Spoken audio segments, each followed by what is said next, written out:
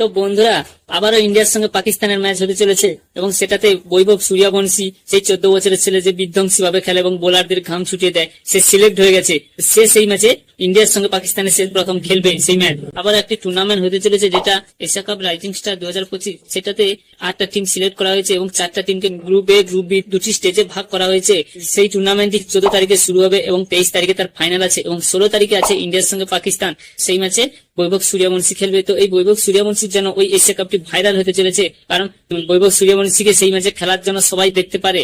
সেই ম্যাচে কারা কারা সিলেক্ট হয়েছে বা কারা কারা সেই ম্যাচটি খেলতে যাবে, চলো তাদের নামগুলো বলছি। তো তার আগে আমার চ্যানেলটিকে একটি ফলো করে দাও, ভিডিওটিকে একটি লাইক করে দাও এবং বন্ধুদের সঙ্গে প্রচুর পরিমাণে শেয়ার করে দাও। প্রথমে আছে ব্যাটিং এ প্রিয়াঙ্ক সারিয়া, যিনি পাঞ্জাবের হয়ে ওপেন করে। তারপরে আছে বৈভব সূর্যবংশী, তারপরে আছে নেহাল ওয়াদেরা, তারপরে আছে নমনদীপ, তাকে ভাইস ক্যাপ্টেন করা হয়েছে। তারপরে আছে রমনদীপ সিং, এবারে উইকেট কিপারে আছে জিতেশ শর্মা, যাকে দলের ক্যাপ্টেন ভাবে চুনা হয়েছে, যে দলের ক্যাপ্টেন থাকবে। তারপরে আছে অভিষেক পোরেল, এরপরে আছে অলরাউন্ডার আছে সুরেশ সাদিকি, তারপরে আছে হার্ষ দুবে, তারপরে আছে আশুতোষ শর্মা। বোলারে আছে ইয়াশ ঠাকুর, গুরপ্রীত সিং, তারপরে আছে বিজয় কুমার ভসাক, তারপরে আছে ইউধীর সিং চাকরা, তারপরে আছে সুহাস শর্মা, যিনি বেঙ্গালোরের হয়ে স্পিনার বল করে।